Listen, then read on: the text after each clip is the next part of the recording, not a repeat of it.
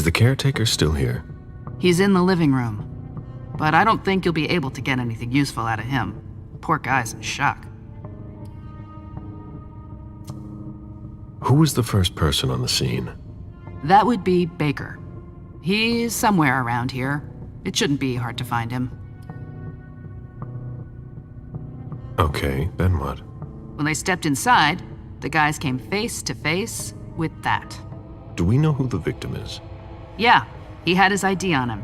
It's the owner, a guy named Jason Moore. I don't know who this guy pissed off, but things didn't work out too well for him.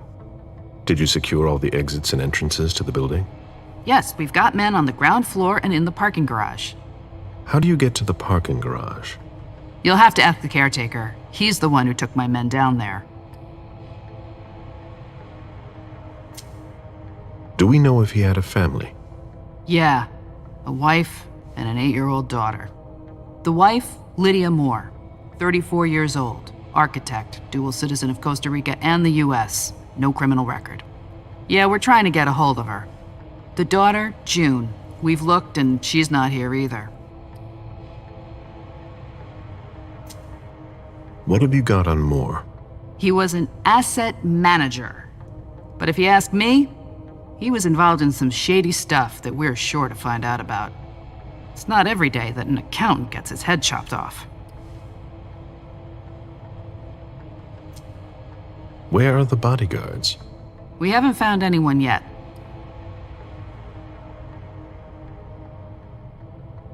Go on. We're still looking for the head. We're waiting on forensics for everything else, but they're busy with another case. What case? You haven't heard? At one international place. They say it was a real bloodbath. So, you're here to take over the case? No. I'm working on something else. Moore's name popped up in one of our investigations, but I can't talk about it. Okay, I'll let my team know.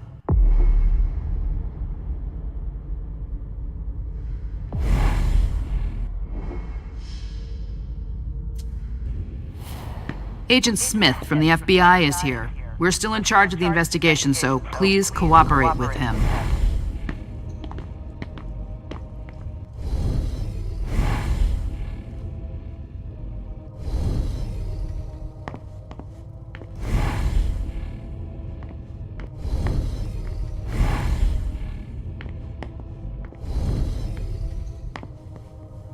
This sort of formal decor might impress Boston high society, but not me.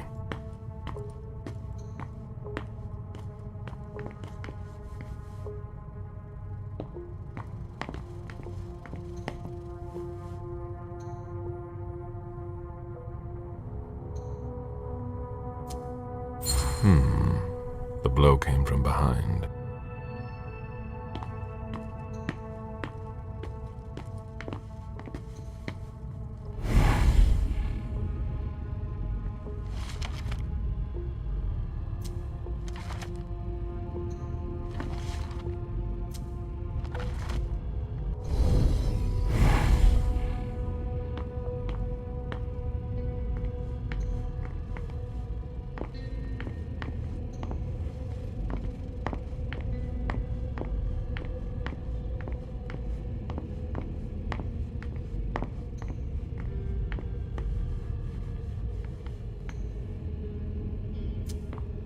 There's a retainer here somewhere.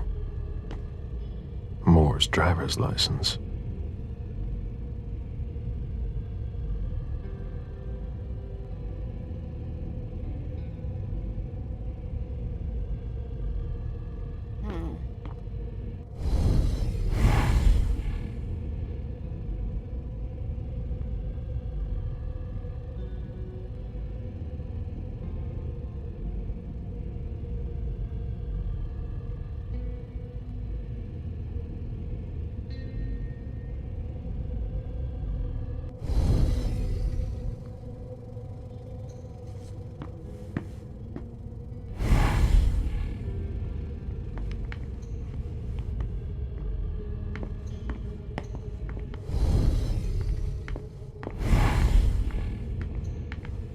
Sorry, I'm busy.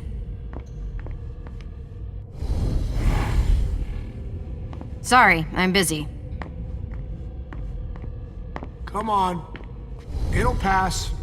Don't worry.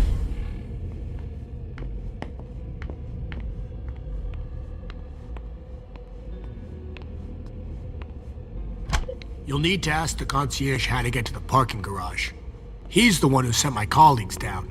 Are you all right? Yeah, just a little faint. I was expecting it, but then... Give me a minute, and I'll head back. The sight of blood. We've all been there, haven't we? No.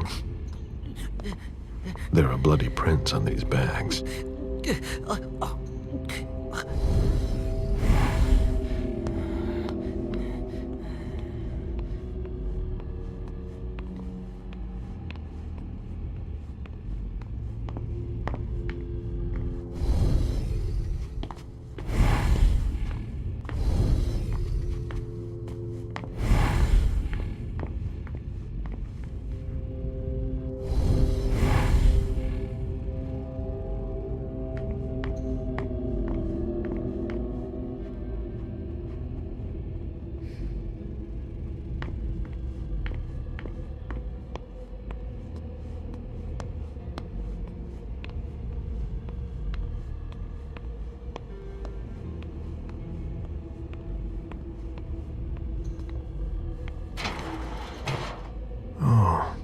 There are blood stains on the garbage chute.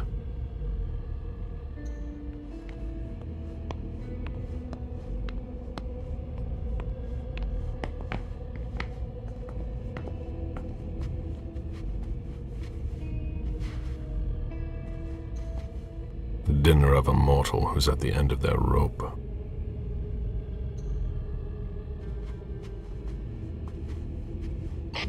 Any news, guys? Still looking. Why is the FBI interested in Moore?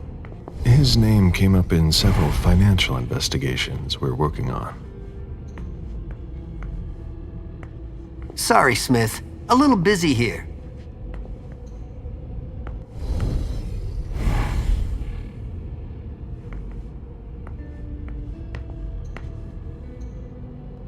Looks like Lydia's planner. Lydia's life seems to revolve around June and her home in Costa Rica, with Jason often absent.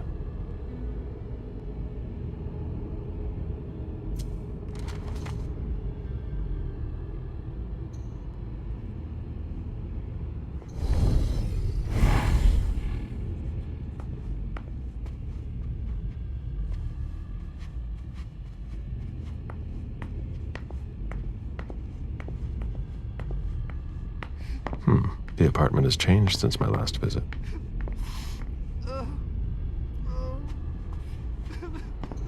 What a mess. Nobody's done the cleaning in ages.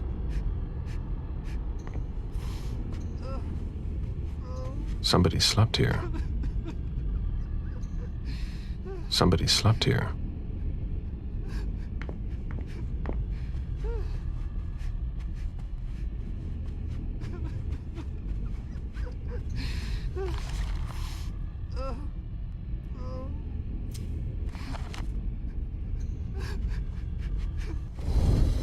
Mr. Adams? No. This can't be happening. What a nightmare. So much blood.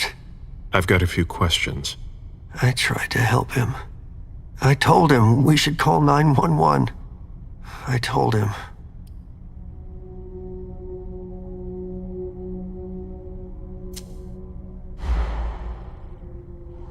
Mr. Adams, you need to calm down. You're not responsible for it. We all know that. So, come on now. I need some answers. What an asshole. How dare you? A man died tonight. Okay, I get it. Leave me alone. I won't answer your questions.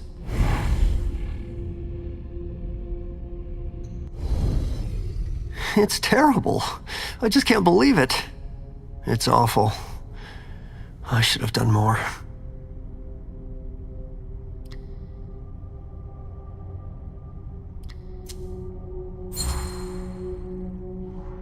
Sir, listen to me. It's all right. Calm down. You're safe and you did the right thing. I did the right thing. I need you to answer a few questions for me. Yes, of course. What do you want to know?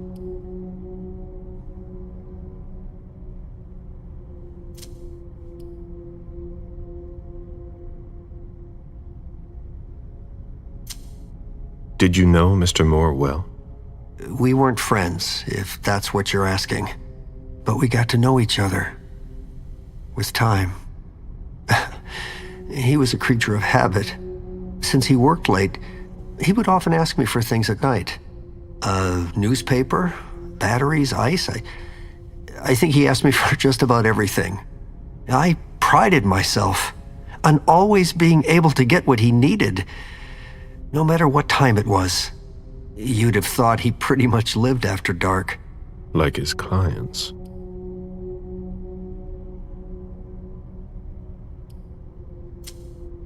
Did he have any enemies that you were aware of? No. He was a very respectable man. No bad company or anything. Except for us. Did Mr. Moore have many visitors? For a man with his status, it was nothing surprising. But, well, Yes. his visitors mostly came in the middle of the night. I must admit that's a little unusual. That's what working for us is like. He told me he had a lot of foreign clients, and he had to juggle different time zones. That's what working from home is like. He had colleagues over for late-night meetings, too. But since little June was born, not as many people came around. That was wise. Without any disrespect to the deceased, were you aware of any extramarital affairs he may have had? Mr. Moore was a good man. He would never have disrespected his wife, or even contemplated it, I'm sure. She could have been okay with it. There were no young women coming and going. That's a very inappropriate question. I don't want to talk about this anymore.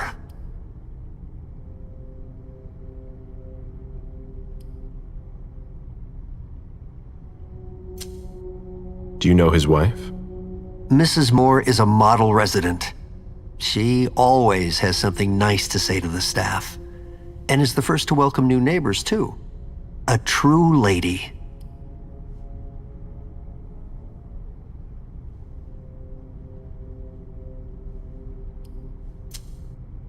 Do you think anyone could have been so angry with her that they could have taken it out on her husband? Oh, no. I don't think so. It's true that lots of people could have been jealous of her. But not to that point.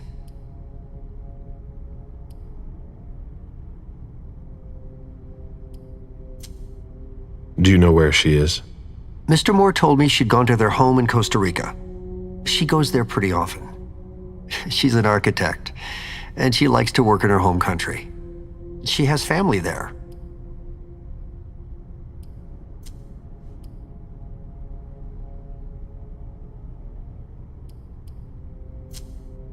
Tell me about the evening again, please. What happened tonight? Mr. Moore left with his 3 bodyguards earlier in the evening. One of them got in the car, and Mr. Moore came down around midnight. And then? They came back around 2 a.m. Mr. Moore was limping. He was leaning on one of his bodyguards, and he was bleeding. Was he injured? I told him I could call an ambulance or a doctor, but he didn't answer. I went closer to insist, but Wu told me they were in control of the situation, that it was no big deal. They went upstairs, and I saw drops of blood in front of the elevator. I told myself they were being unreasonable. What did those 2 goons know about it? So I called Mr. Moore on the internal line several times. Did he pick up? Not once. So I went upstairs and rang the doorbell. but nobody answered.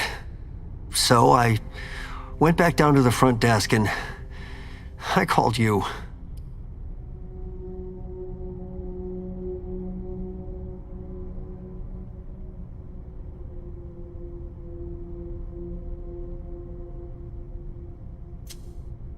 I imagine the girl left with her mother?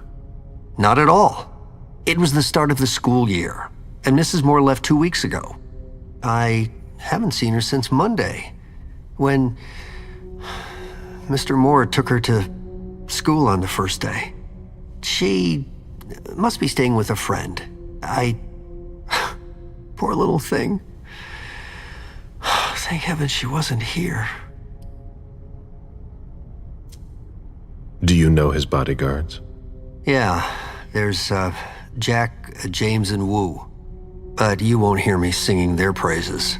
Why not? Oh, they're good at strutting around and acting tough when everything is going well. But where were they tonight? Can you tell me that? That was their job, right? They were paid to protect him.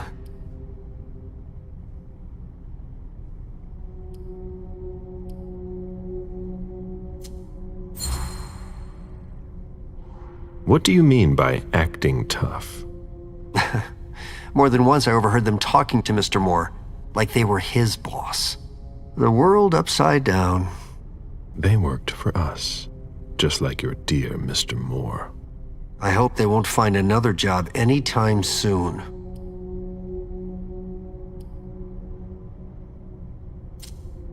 The lieutenant told me there was an access to the basement. Yes, using the service elevator through the kitchen. You need a magnetic pass to use it. I gave the spare to your colleagues who wanted to go down there. I still have the original. Do you want it? Please. Thank you for your statement. You have to find out who did this, officer. Justice needs to be done for him. And for his family. And we need to find out who's messing with us. That's what we're here for. You can count on us. Stick around in case we have more questions.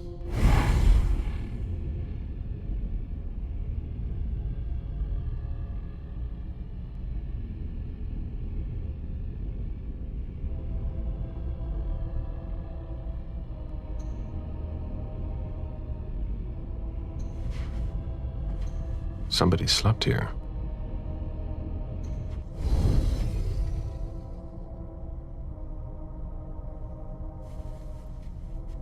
I've just got one more question.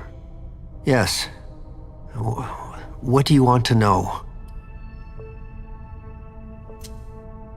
I think we're done here. Thank you.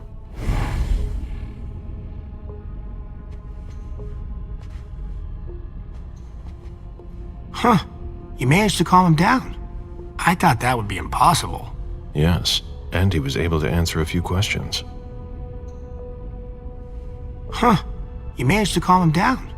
I thought that would be impossible. Yes, and he was able to answer a few questions.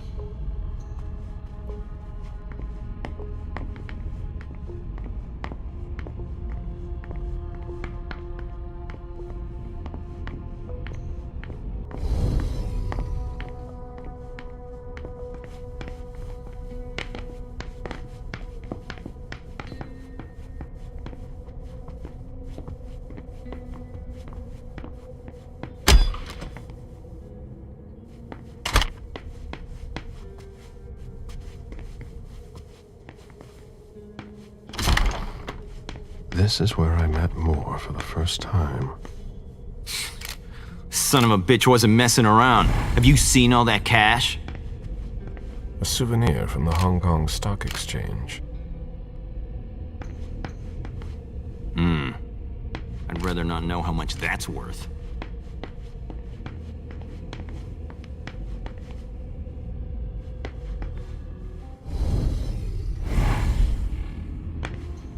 The mayor's deeds. Deeds. stock portfolios. Moore doesn't just manage the Camaria's business.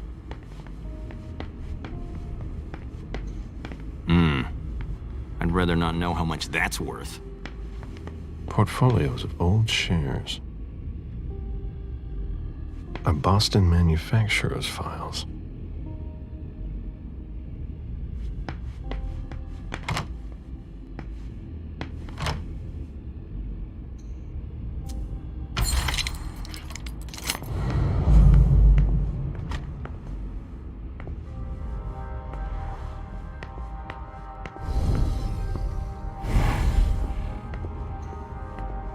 Auction. Acquisition of Lot 87. Dejan Siaka. A trumpet belonging to Don Ellis.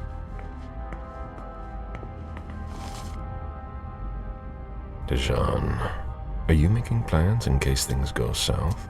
Or are you planning to leave us? I understand better now. The prince asked Moore for a complete report on the members of the Primogen. An auction. Acquisition of Lot 87, Dejan Siaka. A trumpet belonging to Don Ellis.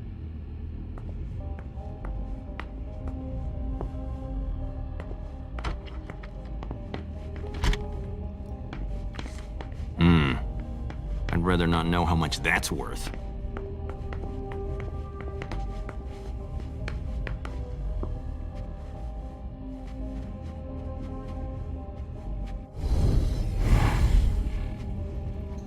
It was my greatest pleasure before. Now everything tastes like ashes.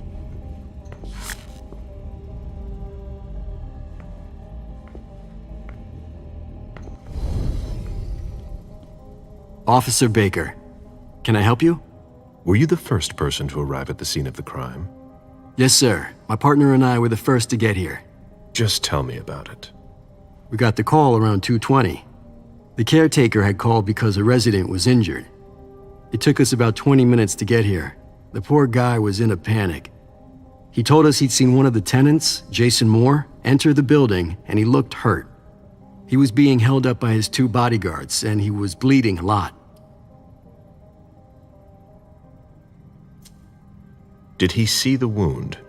Yeah, he said the victim was holding his right hip. So I went upstairs with the caretaker. We saw blood in the elevator and on the landing. I rang the doorbell, but nobody answered, so the caretaker opened the door. I identified myself.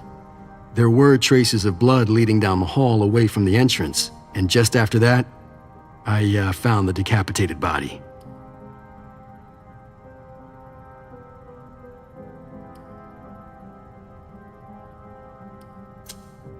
Where was the caretaker during that time? I told him not to come inside, but he followed me. When he saw the corpse, he was really shaken. He wouldn't let go of me. Did your partner come with you? No, he stayed in the foyer to secure the entrance to the building. Did you touch the body? No, there was nothing I could do to help him, so I secured the scene. I put my gloves on to take his ID out of his jacket pocket so we could identify him. Then I called it in. Then what did you do? I called for backup. They told me that forensics would get here as soon as they could. They were out at another case, that was their top priority. After that? I secured the entrance to the apartment.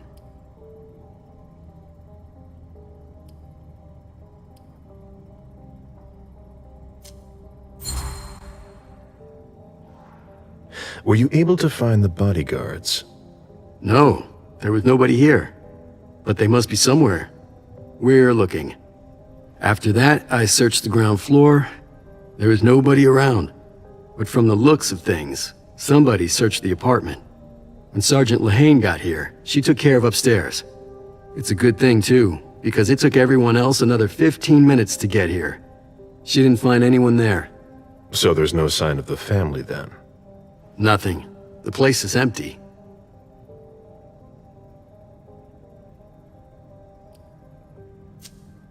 If you remember anything else, let me know. Of course.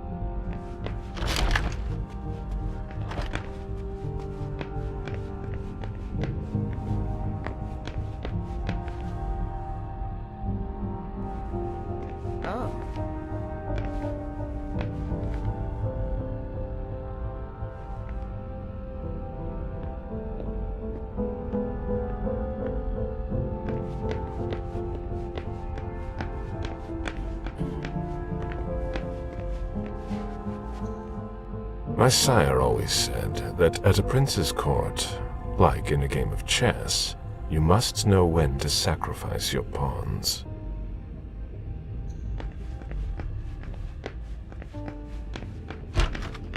I've never been in this part of the apartment before.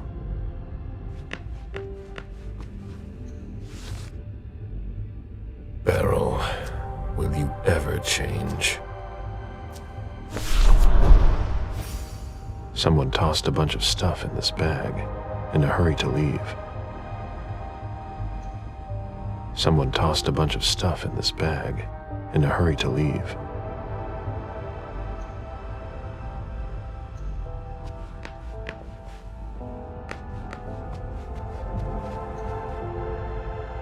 A cell phone. Locked, of course.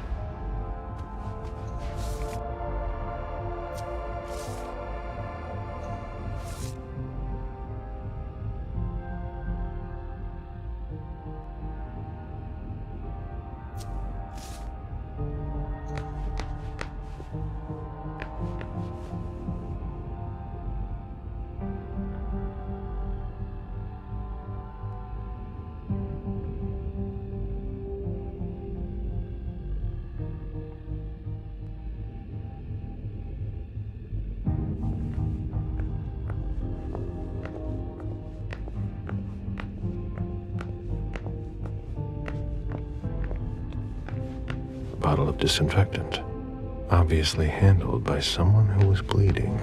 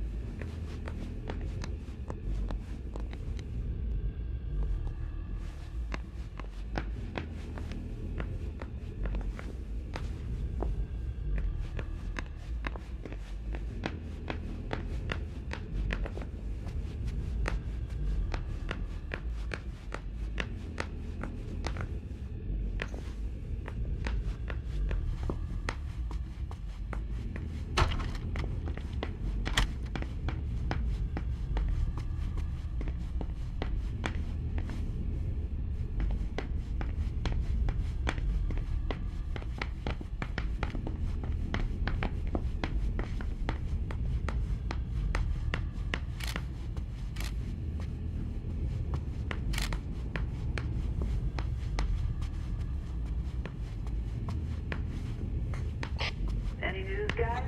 Nothing, Lieutenant. All right, no problem.